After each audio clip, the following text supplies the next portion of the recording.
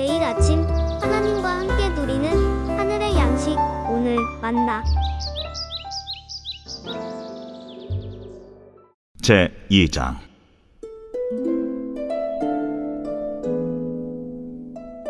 레위 가족 중 한 사람이 가서 레위 여자에게 장가들어 그 여자가 임신하여 아들을 낳으니 그가 잘생긴 것을 보고 석 달 동안 그를 숨겼으나 더 숨길 수 없게 되매 그를 위하여 갈대 상자를 가져다가 역청과 나무진을 칠하고 아기를 거기 담아 나일강가 갈대 사이에 두고 그의 누이가 어떻게 되는지를 알려고 멀리 섰더니 바로의 딸이 목욕하러 나일강으로 내려오고 시녀들은 나일강가를 거닐 때에 그가 갈대 사이에 상자를 보고 시녀를 보내어 가져다가 열고 그 아기를 보니 아기가 우는지라 그가 그를 불쌍히 여겨 이르되 이는 히브리 사람의 아기로다.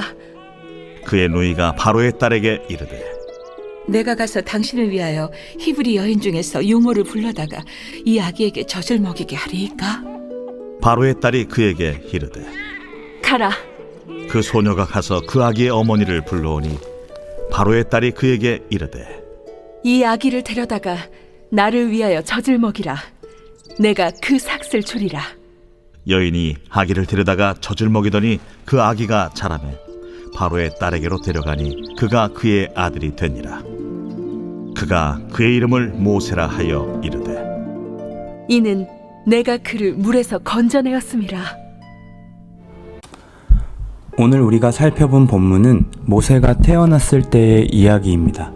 그때 당시 상황은 이러했습니다. 애굽 왕이 히브리 사람들의 강성함을 두려워하기 시작했고 히브리 남자아이들이 태어나면 나일강에 던지라고 명령합니다. 이로 인해 임신한 여자들은 남자아이가 태어나지 않기를 바랬을 겁니다. 그러한 상황 속에 성경은 모세의 가정을 주목해서 보여줍니다. 레위 가문에 하나님이 아이를 주셨습니다. 10달을 품었고 낳아보니 그는 잘생긴 남자아이였던 겁니다. 어떻게든 들키지 않고 석 달 동안은 숨겼지만 더 이상 숨길 수가 없어서 결국 역청과 나무진을 칠하여 물이 스며들지 않도록 갈대상자를 만들고 그 속에 아이를 담았습니다. 어느 부모가 죽을 줄 알고 나일강가에 그냥 뛰어보냈을까요?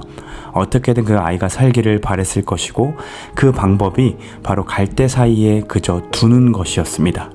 여기서 두다라는 말은 움직임이 없이 두다라는 의미로 해석됩니다. 즉 이집트 왕자와 같은 영화에서 파도치는 물길을 따라 가다 바로의 딸에게 우연히 간 것이 아니라 바로의 딸이 자주 오는 나일강 물 곁에 아이를 두었다라는 겁니다. 학자들은 이 바로의 딸이 아이를 낳지 못했기에 늘 나일강에 와서 신에게 아이를 바라는 의식을 치루었다고 합니다. 이것을 유심히 지켜본 모세의 가족들은 의도적으로 갈대 사이에 갈대 상자를 두었다라는 것이죠. 자신들이 할 수 있는 것에 최선을 다해보는 방법이었습니다. 물론 그가 아이를 바라는 의식을 치르는 것은 알고 있었지만 그가 히브리 나마를 보고 살릴 거라는 보장은 없었을 겁니다. 왜냐하면 이스라엘 사람들을 끔찍이 싫어하는 이집트 왕의 딸이었기 때문입니다. 그래서 모세의 누이 미리암은 바로의 딸이 어떻게 반응하는지 지켜보며 하나님께 구했을 겁니다. 4절을 보십시오. 그의 누이가 어떻게 되는지 알려고 멀리 섰더니 라고 하죠. 바로의 딸이 늘 내려오던 시각에 의식을 치르러 나일강에 왔고 때마침 갈대상자를 보게 됩니다. 열어보고 그는 한눈에 아이가 히브리 사람이라는 걸 알아차렸습니다. 그리고 우는 아이를 달래주게 되었죠. 만약 아이를 상관하고 싶어 하지 않았던 사람이었다면 그렇게 반응하지 않았을 겁니다. 그러나 우는 아이를 달래주고 불쌍히 여기는 그녀의 모습은 모세의 누이에게는 희망의 사인으로 보게 되었습니다. 그래서 그는 죽을 각오를 하고 공주에게로 달려가 제안합니다. 보면 아주 머리가 좋아요. 내가 가서 당신을 위하여 히브리 여인 중에서 유모를 불러다가 이 아이에게 젖 먹이게 할까요? 라고 물어봅니다. 공주가 젖을 먹일 수 없는 처녀임을 알고 대신 히브리 여인 유모를 데리고 오겠다라고 말하죠. 그것도 공주를 위하여 라고 말하면서 자신의 제안이 공주를 위함임을 인지시켜주고 있습니다. 공주는 이 제안을 받아들입니다. 그리고 모세의 누이는 엄마를 데려옵니다. 아이의 엄마인지 전혀 알턱이 없는 공주는 그에게 명령을 하죠. 이 아기를 데려다가 나를 위하여 젖을 먹이라. 내가 그 삭슬 주리라. 엄청난 제안 아닌가요? 자신의 아이에게 젖을 물리면서 심지어 양육비도 받게 된다라는 겁니다. 그 제안을 흔쾌히 수락하여 기쁨으로 자신의 아이를 데려다가 젖을 물렸을 겁니다. 아이의 엄마는 그 젖을 뗄 때까지 아이에게 계속해서 하나님에 대해 들려주며 히브리 민족성을 그가 가지고 있도록 키워왔을 겁니다. 젖을 뗄 때가 될 만큼 아이는 자랐고 결국 바로의 궁으로 들어가게 됩니다. 바로의 딸은 그를 자신의 아들로 인정하며 이집트어로 아들이란 뜻을 가진 모세라는 이름을 지어줍니다. 이 모세라는 이름은 히브리어로 건져내다 라는 의미를 가지고 있는데 바로의 딸이 이중적으로 이 이름을 지었을 가능성이 높다고 합니다. 즉 건져낸 내 아들이라는 말인 것이죠.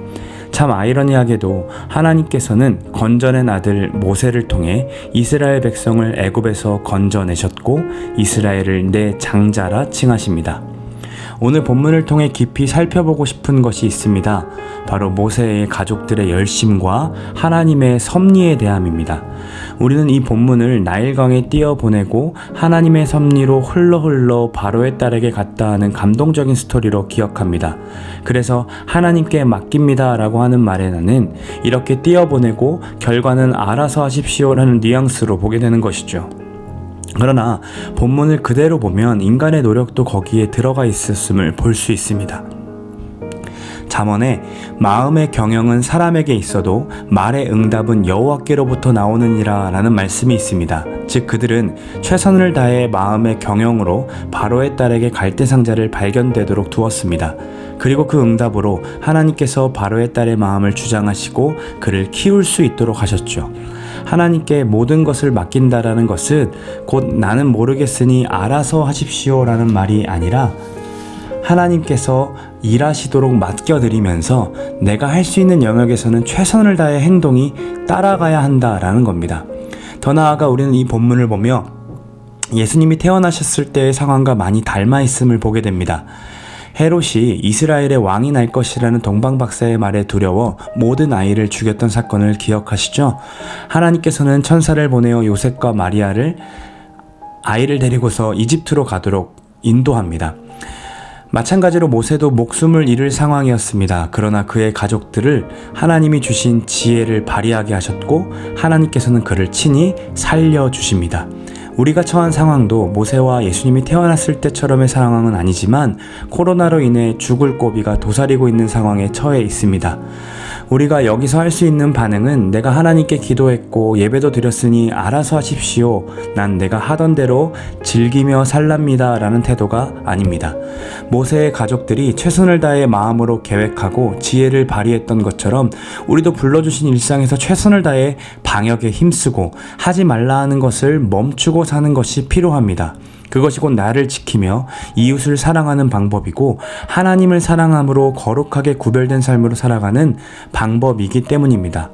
오늘 우리를 부르신 삶의 영역에서 말씀 묵상했으니 모든 것이 잘 될 거라는 그 막연한 믿음과 샤머니즘적인 해석으로 살아가는 하루가 되지 않기를 소망합니다. 오히려 최선을 다해 맡겨진 일에 충성되이 살아감으로 큰 계획을 이루어 가시는 그 하나님의 섭리를 발견하시는 하루가 되기를 간절히 소망합니다. 비록 코로나로 모든 것이 멈추어져 있는 상황이지만 우리는 할 수 있는 것에 최선을 다해 살아가면 됩니다. 바로 오늘이 그런 하루가 되시기를 간절히 소망합니다.